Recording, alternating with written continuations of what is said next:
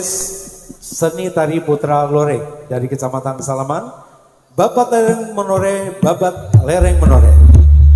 Merupakan barisan dari pegunungan Menore yang membentang di perbatasan Magelang, Kulon Progo, dan Purworejo.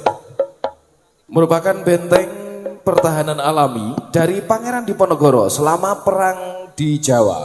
Wilayah ini digunakan sebagai basis strategi melawan penjajah. Di Desa Menore, Kecamatan Salaman, ada beberapa petilasan peninggalan Pangeran Diponegoro yang masih terawat. Selain meninggalkan jejak di lereng Menoreng tersebut, Pangeran Diponegoro juga memberikan pendidikan siar agama ataupun bela diri kepada pengikutnya, yang dimana masyarakat sekitar ikut dalam peperangan melawan penjajah pada Belanda. Babat Lereng Menore ini mengisahkan tentang perjalanan Pangeran Diponegoro dengan masyarakat sekitar. Gerakan yang digunakan mengadopsi dari kesenian rakyat topeng ireng atau ndayaan yang dikemas menjadi pertunjukan yang menarik. Nama grup kesenian Seni Tari Putra Loreng, alamat Kecamatan Salaman, pimpinan grup atau sanggar Ahmad Adib Kurniawan, koordinator Adib Kurniawan, penata musik Adib. Marilah bersama-sama kita saksikan. Inilah nomor undi 9 dengan urut tampil nomor 7. Seni Tari Putra Loreng dari Salaman.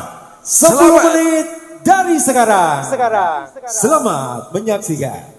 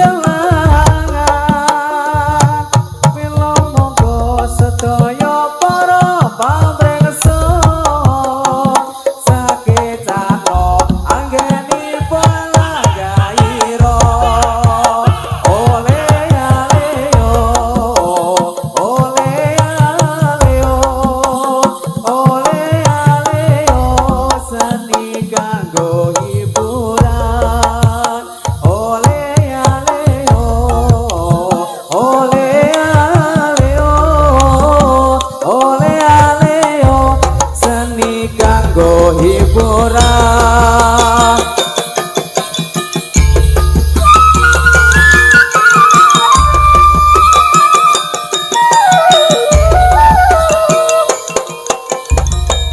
Atur para kanca atur pambagya dumateng para rawuh sedaya matur suwun sanget rawuhnya ing pagem pawandasi punika mugi Allah ingkang Maha Kuwasa kersa paring ditata para para putri atur pambagya dumateng bapak ibu sedaya pandha bahu pikiran tenaga sarta bantu kelawan jiwa raga mugi Allah ingkang Maha Kuwasa kersa paring nugraha kita sesuwun dumateng pangeran saged ana tapi kewajiban derek dawuhe Gusti Pangeran ingkang kasebat ing dalam Al-Qur'an Nabi Muhammad kang dados utusan kautus dening Pangeran topeng ireng magalangan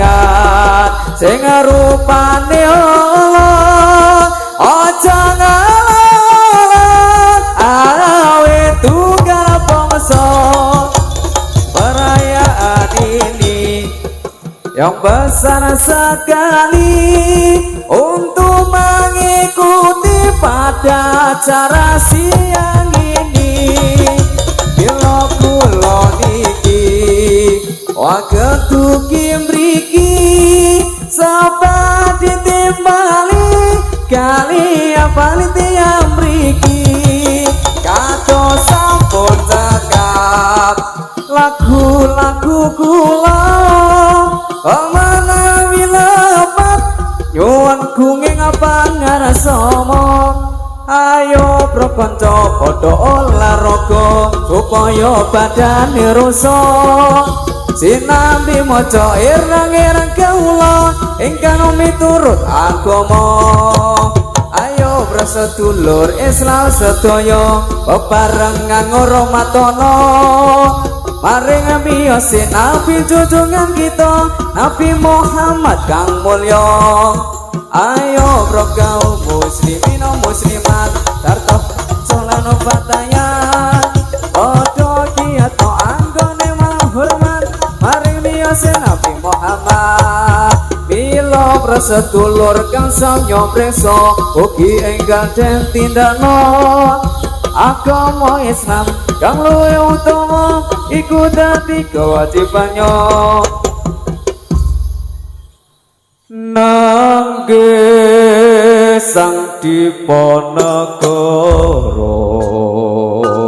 sikro mila nuswantara kreteg ing tekad sumolong ing prasetya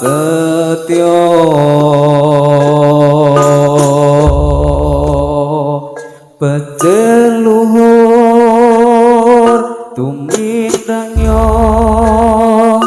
dadya guru kang sejati watas satriya kang wis manjing jroning ati jroning ati jroning ati